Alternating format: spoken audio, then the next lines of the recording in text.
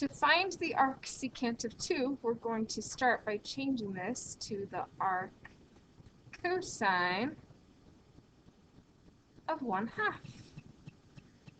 You don't really have to do that, because if you happen to have it memorized and know what angle is the secant of what angle is 2, then you don't need to do this.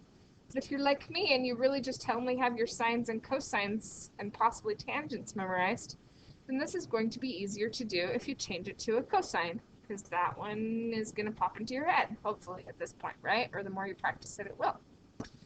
Okay, so what value of theta gives us a cosine value of 1/2? What angle? Cosine of what angle is 1/2? Perfect. We did it simply by changing our secant into a cosine and finding the answer. Now, remember, that's not going to exist at pi halves, right? But pi thirds is not pi halves, so we are good. Okay, so likewise, we can do our inverse sine for the inverse cosecant. We can just change our -2 to a -1/2. And since it's just the same quadrants, we don't even have to stop and think what quadrant it would switch to, like we would have to if it was a tangent and a cotangent. So it's just going to stay in the same exact quadrant in quadrant form. All right, so where is sine? Well, first of all, just start with where is sine 1/2? What angle is it that gives us sine of theta equals 1/2? Perfect. So then if it's a -1/2, that gives us -pi6. And that's the answer for our cosecant, because we did the reciprocal of the ratio to get that answer. Not bad, right? Hopefully it started to kind of come together here. Let's look at our next group. Clear these out because I've got my cheat sheet here so I don't make any mistakes. All right. When we do composition functions, we start in the middle, right? Start inside. So this is a quadrant 3 angle, which is fine because it's just a secant. It's not an inverse secant. So this one's quadrant 3.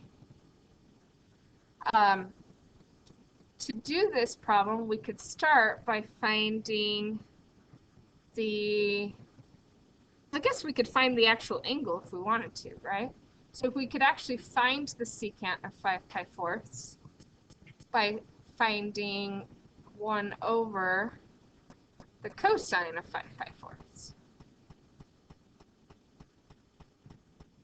So if we want to go ahead and find that ratio, we can. So cosine of 5/4, that's the third quadrant, so all students take calculus. That means it's going to be a negative answer. It's a pi/4 reference angle, so that means it's that square root of 2/2 answer, right? But negative. So it's going to be 1 over square root of 2/2. Now, I don't know if you remember this, but square root of 2/2 was actually 1 over square root of 2, and then rationalized. So if you're doing 1 over square root of 2, the answer is simply square root of 2. Do you want me to prove that to you with some algebra? Or you want to just trust me? I'm going to go for it. So just a little side note, let me change colors really fast. So 1 divided by a square root of 2/2 would be the same as 1 times 2 over square root of 2, which if we rationalize that, we would multiply by square root of 2 over square root of 2, which would give us 2 square root 2/2, because square root of 2 times square root of 2 is 2, and those cancel out, giving us the square root of 2. It would have been easier from the beginning to just realize that square root of 2/2 equals 1 over square root of 2. So the reciprocal, and you might have this on the back of that blue chart you did, so the reciprocal is simply square root of 2. There's another way to get that same answer, right? Okay, what are we doing with this? We just found an answer, I think, except we didn't make it negative. So we don't want to forget that it's negative. Let's go back to our actual problem. We just figured out that we're doing the inverse secant of negative square root of 2.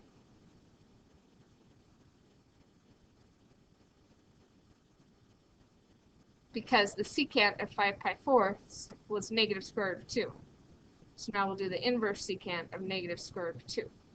So the inverse secant of negative square root of 2 is the same thing as the cosine, inverse cosine of negative 1 over square root of 2. Boy, this sounds familiar. I swear we just did this. The problem is it's not just going to be 5 pi fourths. Why not? What quadrant does our answer have to be in if it's a negative ratio for a cosine?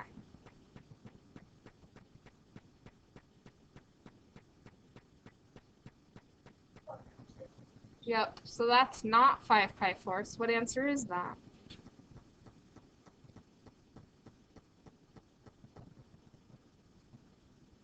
The quadrant 2 angle with the same ratio is 3 pi fourths instead. So we can't just go, oh, secant inverse and secant non-inverse cancel each other out. The answer is 5 pi fourths.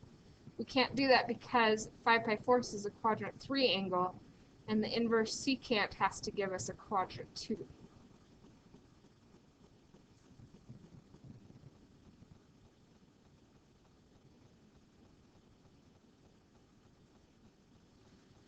Okay, let's look at the next one.